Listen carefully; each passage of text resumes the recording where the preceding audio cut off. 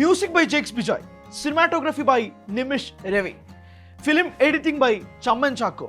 Written and directed by Dominic Aaron. Additional screenplay writer Shanti Balakrishnan. Produced by Dulquer Salman's Wayfarer Films. Loga Chapter 1 Chandra. കഴിഞ്ഞ ദിവസം രാത്രി second show ആണ് തിയേറ്ററിൽ പോയി കണ്ടത്. ഇതൊരു മലയാള സിനിമ തന്നെയാണോടെ എന്ന് കുറേ പോസ്റ്റുകൾ കണ്ടപ്പോൾ അതിന് മാത്രം എന്തായിരിക്കും ഈ സിനിമയിൽ ഉണ്ടാകുക എന്നുള്ള വലിയ ആകാംക്ഷയോടുകൂടിയാണ് ഞാൻ തിയേറ്ററിൽ പോയി കണ്ടത്. പക്ഷേ it was out of the world. സത്യം പറഞ്ഞാൽ ഗോഡ് ലെവൽ പീക്ക് ഐറ്റം എന്നൊക്കെ പറയത്തില്ലേ, അമ്മാതിരി സാധനമാണ് അവർ തിയേറ്ററിൽ പണി വെച്ചിരിക്കുന്നത്. അത് മലയാളത്തിൽ നിന്ന് ഇത്രയും ടെക്നിക്കലി ക്ലാസി ആൻഡ് ബ്രില്യൻ്റ് ആയിട്ടൊരു സാധനം എൻ്റെ അടുത്ത കാലത്ത് എൻ്റെ പൊന്നു ദൈവങ്ങളെ എന്ന് ഞാൻ വിളിച്ചു പോയ ഒരു സിനിമയായിരുന്നു ഇത്. അതായത് എടാ നിയോൺ ലൈറ്റിലൊക്കെ വെച്ചിട്ട് ഇതൊരു കോമിക്കൽ സംഭവമാക്കി മാറ്റിയെടുക്കാൻ അതിൻ്റെ ആർട്ട് ഡിപ്പാർട്ട്മെൻറ്റ്, എനിക്ക് വാതോരാതെ പറയുന്നത് കോസ്റ്റ്യൂം ഡിപ്പാർട്ട്മെൻറ്റ് ഓരോ സെക്ഷൻ അവർ പണിയെടുത്തേക്കുന്നത് ഇങ്ങനെ നിൽക്കുന്നതാ സ്ക്രീനിൽ വന്നിട്ട് ഇതാ എൻ്റെ വർക്ക് കാണ് എന്ന് പ്രേക്ഷകരെ കണ്ണും ചെവിയും കൂർപ്പിച്ച് വെപ്പിച്ചുകൊണ്ട് ഇതാ ഞാൻ ഇവിടെ പണിയെടുത്തിട്ടുണ്ട്, വന്നോക്ക് എന്ന് പറയുന്ന രീതിയിലേക്ക് ടെക്നിക്കലി അത്രയും സൂപ്പർവായിട്ട് മാറുന്നതാണ് സിനിമ. അത്രയും ഗംഭീരമായിട്ട് പടം മാറുന്നുണ്ട്. അത് തന്നെയാണ് ഈ പടത്തിൻ്റെ ഏറ്റവും പ്രധാനപ്പെട്ട ഹൈലൈറ്റും. ലോക ചാപ്റ്റർ 1 ചന്ദ്ര എന്ന് പറഞ്ഞ് ദുൽഖറിൻ്റെ, എനിക്ക് സത്യം പറയാനുള്ളത് ഇതിന് ഡൊമിനിക് അരുൺ എന്ന സംവിധായകൻ്റെയും അദ്ദേഹം തന്നെയാണ് ഇതിൻ്റെ എഴുത്തുകാരൻ. ഇതിനൊരു വിഷനുണ്ട്. അതായത് ഞാൻ ഇതുപോലൊരു വിഷൻ ഇപ്പോൾ കൽക്കി 2898 AD നാഗശ്വിൻ്റെ സംവിധാനത്തിൽ ഒരുങ്ങിയ സിനിമയാണ്. നാഗശ്വിൻ്റെ ആ ഒരു ലോകം കണ്ട് ഞെട്ടിത്തെറിച്ച് പോയിട്ടുണ്ട്.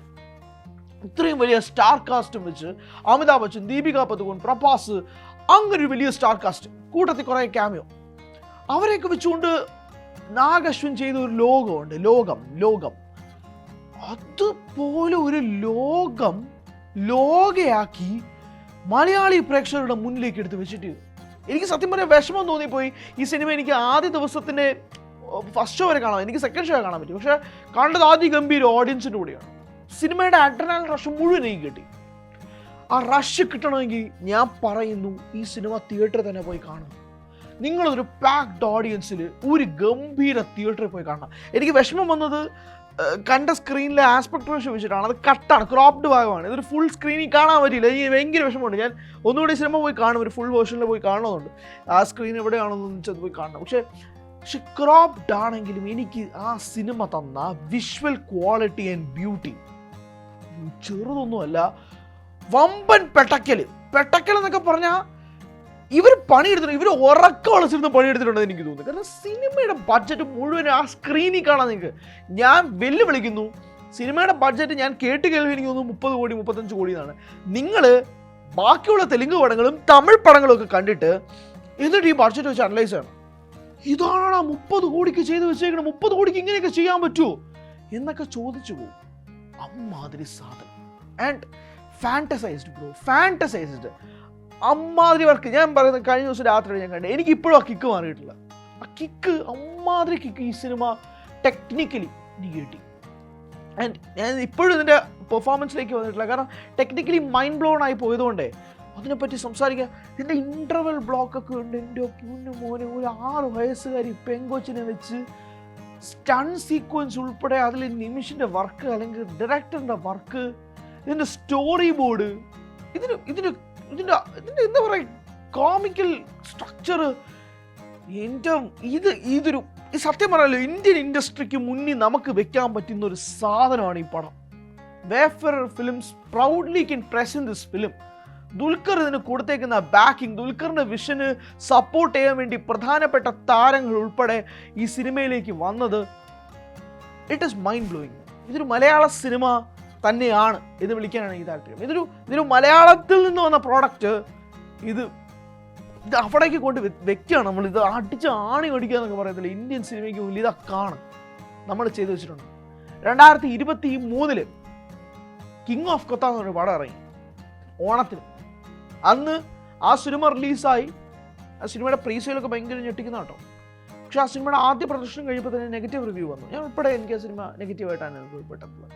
അന്ന് ദുൽഖറിൻ്റെ കണ്ണീര് വന്നത് 2 വർഷങ്ങൾക്ക് ശേഷം പുള്ളി റീപേ ചെയ്യാന്നൊക്കെ പറഞ്ഞ് ഇതാണ് മോനെ റിവെഞ്ച്.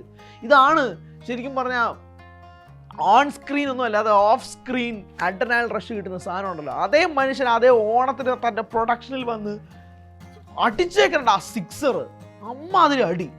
ഇത് ഗംഭീര ടെക്നിക്കലി ബ്രില്യൻറ്റ് സിനിമയാണ്. ആൻഡ് ഇതിൻ്റെ ആർട്ടിസ്റ്റുകളുടെ വയസ്സ് കല്യാണി സത്യം പറഞ്ഞാൽ ഭയങ്കര ടെൻഷൻ ഉണ്ടായിരുന്നു എനിക്ക് ഒരു പ്രേക്ഷക രീതിയിൽ.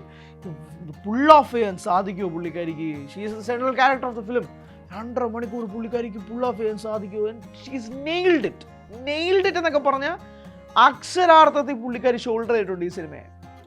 ഷോൾഡർ ചെയ്യാണ്. ഞാൻ കൊണ്ടുപൊക്കോളാം ഈ കഥ, ഞാൻ ചെയ്തു വെച്ചോളാം ഈ കഥ, ഞാൻ മുന്നോട്ട് കൊണ്ടുപൊക്കോളാം ഈ സിനിമ, ആരും പേടിക്കണ്ട എന്ന് കല്യാണി നെഞ്ചും വിരിച്ച് 2 കാല് ഉറപ്പിച്ച് വെച്ചുകൊണ്ട് ഈ സിനിമയെ കൊണ്ടുപോയിട്ടുണ്ട്. ആൻഡ് നസ്ലൻ അടിപൊളിയായിട്ട് കല്യാണിയെ ബാക്ക് ചെയ്തിട്ടുണ്ട്. ചന്തു സലീം കുമാർ ആവട്ടെ, എല്ലാവരും ബാക്ക് ചെയ്തിട്ടുണ്ട്. ഇത് നമ്മുടെ പ്രോഡക്റ്റാണ്, ഇത് നമുക്ക് കൊണ്ടുപോകണമെന്ന് സ്ക്രീനിൽ ഇവരുടെ പെർഫോമൻസ് കൊണ്ട് ഇവർ തെളിയിച്ചിട്ടുണ്ട്. ആൻഡ് ക്യാമിയോസ് കുറച്ചധികം ഉണ്ട്. നിങ്ങൾ തിയേറ്ററിൽ ഞെട്ടുന്ന ക്യാമിയോസ് ഉണ്ട്. 2-3 പേരുടെ പേര് നേരത്തെ പുറത്തു വന്നതാണ്. ദയവ് ചെയ്ത് സിനിമ കണ്ടവർ ആരൊക്കെയാണ് പറയാണ്ടിരിക്കുക. കാരണം തിയേറ്ററിൽ അത് വരുമ്പോഴേക്കും വളരെ രസമാണ് കാണാൻ, ഭയങ്കര സുഖമാണ് അത് കാണാൻ. ആൻഡ് ഇതിൻ്റെ ഫ്ലാഷ് ബാക്കിൻ്റെ പോർഷൻസ്, ഇതിൻ്റെ വേറെ പശ്ചാത്തലമൊക്കെ ഉണ്ട്. ഇത് കറണ്ട്ലി നടക്കുന്നതല്ലാണ്ട് കുറച്ച് ചരിത്രപരമായിട്ടൊരു സംഭവം നടക്കുന്നുണ്ട്. ഒരു 10 മിനിറ്റിൻ്റെ ഒരു സീക്വൻസ് ഉണ്ട്. 10-15 മിനിറ്റിൻ്റെ ഒരു സീക്വൻസ് ഉണ്ട്. എൻ്റെ മോനെ, ഞാൻ അപ്പോഴാണ് ആ ഒരു കൊച്ചിൻ്റെ ഫൈറ്റ് ഉണ്ടെന്ന് പറയുന്നത്. ആ ഒരു 15 മിനിറ്റ് സീക്വൻസിനുണ്ടല്ലോ, ഈ ടിക്കറ്റ് വർത്താന്നേ. നിങ്ങൾ ഈ പടം നിങ്ങളുടെ തിയേറ്റർ റേറ്റ് നിങ്ങൾ കാണുന്ന കാശ് നിങ്ങൾക്ക് വർത്താണ്, അമ്മാതിരി വർത്താണ്. പറയുന്നത് ഇത് നമുക്ക് ഇന്ത്യൻ സിനിമയ്ക്ക് മുന്നിൽ വെക്കാൻ പറ്റുന്ന സാധനമാണ്. ഞാൻ മലയാള സിനിമയ്ക്ക് നമുക്ക് ഇത് ചുമ്മാ കണ്ടുകൊണ്ടിരിക്കുക എന്ന് പറയുന്ന പടമല്ല. It is the best technically ever film that Malayalam cinema has ever produced. അമ്മാതിരി പടം. അജയൻ്റെ 2ാം മോഷണം കണ്ടപ്പോൾ കിട്ടിയ ഹൈ, അതിനേക്കാൾ മികച്ച ഹൈ എനിക്ക് ലോകം കണ്ടപ്പോൾ കിട്ടി. ഞാൻ കമ്പയർ ചെയ്യുന്നതല്ല. അജയൻ്റെ 2ാം മോഷണം വാസ് എ പീക്ക് പടം, അത് ഗംഭീര പടം. എന്ന് പറയുന്നത് ഇത് ഓരോ ഫ്രെയിമിലും ഈ സിനിമയ്ക്ക് അറിയാം ഇതിങ്ങനെ കൊണ്ടുപോകണം, അങ്ങനെ കൊണ്ടുപോകണം. ഒരു ട്രാൻസിഷൻസും കാര്യങ്ങളൊക്കെ വളരെ രസമായിട്ട് തന്നെ എഡിറ്റിംഗ് പ്രോസസ്സിൽ വന്നിട്ടുണ്ട്. പക്ഷേ ട്രാൻസിഷൻ, ഞാൻ പറയട്ടെ, ചില സിനിമകളൊക്കെ നമുക്ക് എന്ത് ട്രാൻസിഷൻ ആ ഷോട്ടിൽ ഇങ്ങോട്ടേക്ക്, ഇത് ട്രാൻസിഷനൊക്കെ വളരെ ചെറിയ കാരണം അതിനേക്കാളും വലിയ സംഭവങ്ങൾ ഈ സിനിമയിലുണ്ട്. അതിനേക്കാൾ ഗംഭീര സാധനങ്ങൾ ഈ സിനിമയിൽ അവർ തന്നുവിട്ടിട്ടുണ്ട് പ്രേക്ഷകർക്ക് വേണ്ടിയിട്ട്. And I M eagerly waiting for the next chapter. എത്രയും പെട്ടെന്ന് നാളെ ഇറക്കാൻ പറ്റും, നാളെ ഇറക്ക്, കാണാൻ ഇവിടെ ആളുണ്ട്. എത്രയും വേഗം അതിൻ്റെ 2nd ചാപ്റ്റർ റിലീസ് ചെയ്യണമെന്നാണ് ഞാൻ ആഗ്രഹിക്കുന്നത്. അതിൻ്റെ സീക്വൽ വരണം, എൻ്റെ കണ്ടിന്യൂഷൻ വരണം. സോ ഗ്രിപ്പിംഗ് ഈ സിനിമ. എല്ലാം ഞാൻ ടെക്നിക്കലി ബ്രില്യൻ്റ് ആയതുകൊണ്ട് തന്നെയാണ് ഇവരുടെ ഒക്കെ പേരുകൾ ആദ്യം തന്നെ പറഞ്ഞത്. അതിൻ്റെ they deserve it. അവർ പണിയെടുത്തിട്ടുണ്ട്, അവർ കഷ്ടപ്പെട്ടിട്ടുണ്ട്. ആൻഡ് അത് സംസാരിക്കപ്പെടണം, ലോക സംസാരിക്കപ്പെടണം. അതുകൊണ്ട് സിനിമ കണ്ടവരാണ് നിങ്ങളെങ്കിൽ നിങ്ങളുടെ അഭിപ്രായങ്ങൾ പറയാം. കാണാത്തവർ ദയവ് ചെയ്ത് തിയേറ്ററിൽ ബെസ്റ്റ് ഓഡിയൻസിൻ്റെ കൂടെ, പാക്ഡ് ഓഡിയൻസിൻ്റെ കൂടെ കാണാൻ ശ്രമിക്കുക. Thank you so much.